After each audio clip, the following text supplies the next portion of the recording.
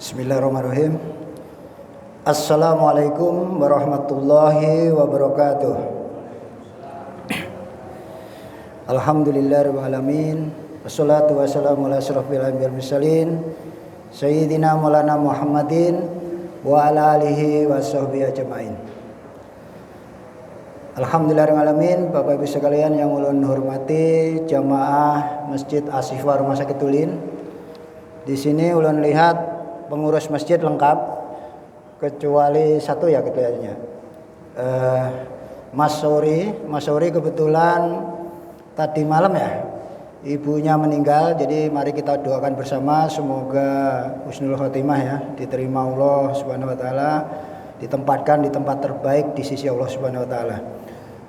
Mas Sori itu marbotnya Masjid Asy-Syifa. Baik Bapak sekalian ya, kita ketemu hari ini singkat saja 7 menit dalam rangka kultum. Hari ini yang ulun angkat mengenai niat. Niat itu luar biasa pentingnya. Jadi pertama ya, kita semua tahu a'udzubillahi minasyaitonirrajim, Allah berfirman dalam surat Az-Zariyat ya 56 itu menyatakan bahwa wa ma khalaqtul jinna wal insa illa liya'budun. Artinya pertama, aku tidak menciptakan jin dan manusia melainkan agar mereka beribadah kepadaku. Jadi Bapak Ibu sekalian, saat ini, detik ini kita harus sadar bahwa kita hidup ini tujuannya oleh Allah diciptakan cuma ibadah. Jadi kita ini apapun yang kegiatan aktivitas kita itu ibadah, karena ya itu memang kita diciptakan. Jadi jangan ada yang lain. Nah terus sekarang salah satu hal yang paling penting dalam ibadah itu adalah niat. Nah niat itu yang penting. Niat itu sangat luar biasa pentingnya, karena dalam sebuah hadis Nabi kan bersabda ya, innamal a'malu binniyat. Artinya amal itu sangat tergantung dengan niat kita. Baik, saya mungkin ini agak sedikit mencontohkan ya, bukan. Karena biasanya kalau penceramah kan ngomong tok. Saya pengen supaya jadi begini. Saya yakin bapak-bapak ini ilmu itu sudah banyak, yakin saya. Sudah tahu. Ceramah itu sekarang luar biasa. Apalagi punya HP, tinggal buka, mau ustadz apa saja, dai apa saja, ulama apa saja ada. Bahkan kalau Bapak Ibu cermati di YouTube pun ijazah-ijazah guru sekumpul itu banyak sekali. Misalkan ya, saya ijazahkan supaya doa cepat kabul, ada semua di YouTube. Coba sampai lihat ijazahnya bagaimana supaya sugih, ada lengkap di YouTube tuh. Dan semua ulama hampir semua ada, mulai dari tingkat nasional, internasional maupun lokal.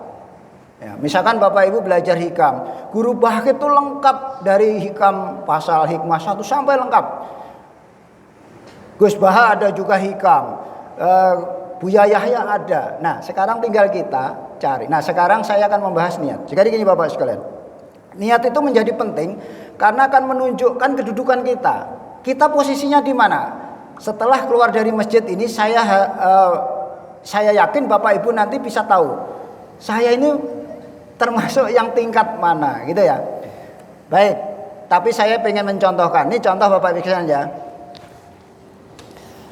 supaya agak beda saya. Ini kotak amal ya, kotak amal. Misalkan ini kotak amal di depan Bapak Ibu sekalian. Lewat atau misalkan ada kan kotak amal di samping-samping ada. Siapa yang mau beramal silahkan. Pertama, kita sudah ada niat sama sedekah misalkan. Kan sebentar ya, kita mau sedekah. Oke. Kita mau sedekah. Niat kita sedekah apa? Nah, misalkan saya ini sudah ngangkat duit. Ini sudah sebenarnya ketika kita punya niat sedekah itu sudah nikmat yang luar biasa diberikan Allah. Nikmat yang sebenarnya adalah nikmat ketika kita diberi taat oleh Allah. Tolong catat ya, bukan harta tata wanita, bukan. Kalau saya senang singkatannya sekarang DPJ. Bukan duit, bukan perempuan, bukan jabatan. Itu bukan nikmat yang sebenarnya. Nikmat yang sebenarnya adalah ketika bapak-bapak bisa sholat jamaah. Luar biasa itu. Ini sudah nikmat, jadi Bapak nikmati. Karena menunjukkan bahwa Bapak itu diberi dekat dengan Allah. Bahwa sedang saat ini Bapak sedikit dekat dengan Allah. Oke ya, saya contohkan. Ini kan misalkan kotak amal. Kita sudah berniat itu, ketika Allah menggerakkan kita untuk sedekah, itu sudah nikmat yang luar biasa. Takdir kita itu sudah ditakdirkan untuk arahnya itu ke surga sudah. Jadi kalau sekarang Bapak tanya, saya kira-kira atau ke surga atau neraka, jelas Bapak ini arahnya ke surga sudah. Jelas. Beda kalau Bapak maksiat, ya itu jelas arahnya ke neraka. Sebenarnya sudah jelas. Kita ini sudah jelas mau kemana, ya. Nah, ketika saya ngangkat, kemudian saya kan bawa duit nih, bawa duit. Sampai nggak usah sudon sama saya, pamer itu saya nggak ngurus. Karena sebenarnya makhluk itu nggak penting komentarnya ya. Karena apa? Seperti kalau Luqmanul Hakim itu kan naik kuda salah, dinaiki salah. Ya itu komentar orang tuh biar aja. Sampai nggak usah terpengaruh. Kita nggak pernah terpengaruh komentar orang. Asalkan niat kita karena Allah lillahi ta'ala. La haula wala quwata illa billah. Kita sering ngomong la haula wala quwata illa billah tapi nggak paham. Artinya kita bisa bergerak ini karena siapa? Ya karena Allah. Sekarang sampean kalau nggak diberi nyawa Allah bisalah duduk di sini ke masjid, nggak bisa Bapak sekalian. Nah, ketika saya ngambil duit, kita harus berpegangan. Lillahi ma fis samawati wa ma fil ard. Semua yang ada di langit dan bumi itu milik Allah. Kita nggak punya apa-apa Bapak sekalian, nggak punya apa-apa sama sekali, nggak punya apa dan tidak bisa apa-apa. Duit ini berarti duit siapa? Nanti kalau saya jawab duit Allah kan dikira gila saya ya. Ya duit ini duit saya tapi miliknya Allah. Miliknya Allah. Ketika saya memasukkan, kan saya sedekah nih, sedekah sudah masuk. Nah, saya tuh nggak ngasih apa-apa sebenarnya. Saya ini nggak punya apa-apa saya. Ini bukan duit saya sebenarnya. Hakikatnya saya nggak punya apa-apa. Jadi saya tidak akan pernah membahas duit ini duit saya, nggak pernah, nggak perlu. Dan saya ingatkan, berapapun duit yang Bapak Ibu masukkan itu sebenarnya nggak penting bagi Allah ya. Kenapa? Kita tidak bisa bersandar sama amal. Jangan pernah bersandar sama amal. Nggak ada bandingannya Bapak sekalian. Sekarang saya mau tanya, kenapa nggak bisa? Saya mau tanya, kalau Bapak punya mata, saya hargai semiliar, saya ambil boleh enggak? Loh Bapak ini berarti orang sugih. Ustadz nih misalkan, saya ambil matanya 2, saya hargai 1 triliun, boleh enggak? Ya, yakin saya enggak akan mau. Kalau masalah sandaran amal, tidak bisa Pak, tidak bisa. Kita ini mencari rahmatnya Allah, ridho untuk mencari rahmat Allah. Kalau sampai bersandar amal, sampean di dunia hidupnya 70 tahun, nanti di surga berarti cuma 70 tahun. Mau Bapak Ibu sekalian? Kan enggak. Kenapa ketika orang itu sudah di surga itu abadi? Ya karena rahmatnya Allah. Oke ya, tadi kan sudah masuk nih. Saya sudah nggak ngurus nih. Niat saya adalah satu aja yang benar itu, mencari ridho Allah. Sudah, nggak usah ngomong saya 1000, 2000. Kalau orang lain ngomong itu makhluk ya. Kita jangan terdikte makhluk. Itu nggak penting Bapak sekalian. Sampai masukkan 1000, tapi dengan ikhlas. Beda dengan yang 1.000.000 tapi dengan diikutin riya. Di mata Allah bisa yang lebih bermakna adalah yang 1000. Dan perlu saya beritahu, kalau di buku hikam itu, tanda Bapak Ibu itu amalnya diterima itu gampang. Termasuk sholat Bapak tadinya diterima enggak itu lihat aja. Tandanya pertama, Bapak senang ketika melakukan. Ketika sholat tadi gembira enggak? Tapi kalau sampai sedih itu ya tanda-tandanya alamat yang kurang. Kedua, Bapak Ibu pengen melakukan lagi. Lihat aja besok ini kayak Pak Yusuf ini saya lihat rajin. Insya Allah mudah-mudahan beliau termasuk yang jelas diterima. Kenapa?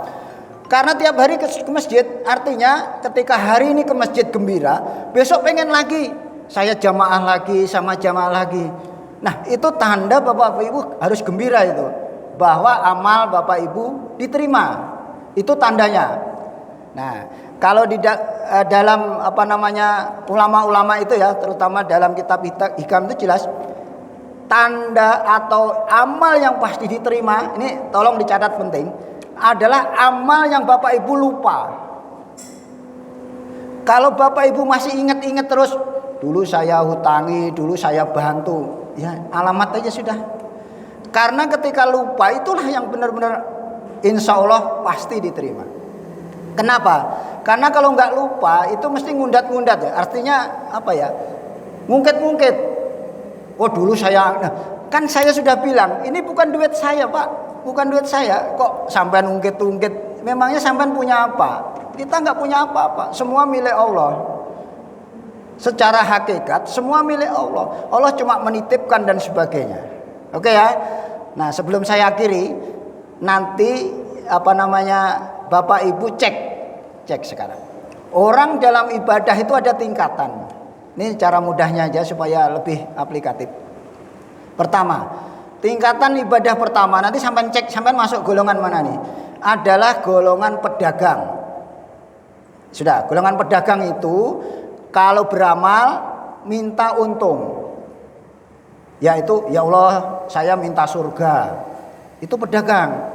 Ketika sampean sholat berdoa dan sebagainya masih saya minta surga, itu pedagang. Kemudian yang kelompok kedua adalah budak. Budak itu mau melakukan karena takut. Jadi ketika Bapak Ibu sholat, puasa, zakat, macam-macam haji karena takut neraka, itu termasuk kelompok budak. Nah, yang ketiga ini yang paling hebat. Nah, ini kelompok arif ya. Kelompok arif ini sudah tidak ngurus lagi. Yang penting saya mencari ridho Allah, saya sebagai hamba, saya mencintai Allah. Niat saya ibadah adalah cuma satu, mencari ridho Allah. Nah sekarang hari ini Bapak Ibu sudah tahu. Bapak tingkat yang mana nih? Sholat tiap hari itu karena takut neraka. Berarti budak. Nggak salah Bapak Ibu sekalian. Memang kita kan minta Robbana atina fid dunya, itu nggak salah. Tapi secara hakikat sebenarnya kita. Karena begini, ketika Bapak Ibu sudah minta dapat ridho Allah, itu semua beres sudah. Semua sudah beres. Jadi nggak ada lagi. Ya jelas saja kalau ketika Allah ridho itu sudah kalau kita cinta Allah itu biasa Bapak sekalian. Tapi kalau Allah mencintai kita itu luar biasa. Nah, kita itu mencari cintanya Allah. Kalau kita mencintai Allah itu biasa aja kan kita menghamba ini. Tapi ketika Allah mencintai kita, apapun itu jadi sudah beres sudah. Makanya kan dalam satu surat itu kan, barang siapa bertakwa maka Allah itu jaminan Allah ya, itu nggak main-main ya, dicarikan jalan keluar ya, dapat rezeki dari arah yang tidak disangka-sangka, itu jaminan Allah, namanya takwa itu kan itu. Jadi Bapak Ibu sekalian, kalau Allah sudah senang ketika kita tawakal menyerahkan sepenuhnya kepada Allah, maka Allah akan mencukupi segala keperluan kita. Kalau sampean masih resah, masih gelisah, ya nikmati aja ya. Karena makanya wali-wali itu tidak takut dan tidak sedih. Maksudnya itu karena sudah semua ya yakin rahmatnya Allah, kemudian semua akan dijamin Allah. Makanya tenang hidupnya, gembira terus. Oke ya. Jadi Bapak Ibu sekalian, mungkin sampai di sini dulu. Sekarang Bapak Ibu sudah tahu. Saya ini sholat tadi, puasa, ini sebentar lagi puasa, kemudian zakat, sedekah, ibadah semua itu di kelompok mana saya? Karena saya pengen surga, pedagang. Kalau saya takut neraka, kelompok budak. Kalau karena cinta kepada Allah, mencari ridhonya, itu yang paling sempurna. Nah sekarang Bapak Ibu pilih aja mana yang sekarang, atau bukan pilih, maksudnya rasakan aja sendiri mana Bapak Ibu sekalian yang kelompok yang cocok untuk kita. Baik ya, saya kira demikian. Terima kasih atas perhatiannya. Mudah-mudahan diberkahi Allah Subhanahu wa taala. Subhanakallahumma wa bihamdika asyhadu an la ilaha illa anta astaghfiruka wa atubu ilaik. Assalamualaikum warahmatullahi wabarakatuh.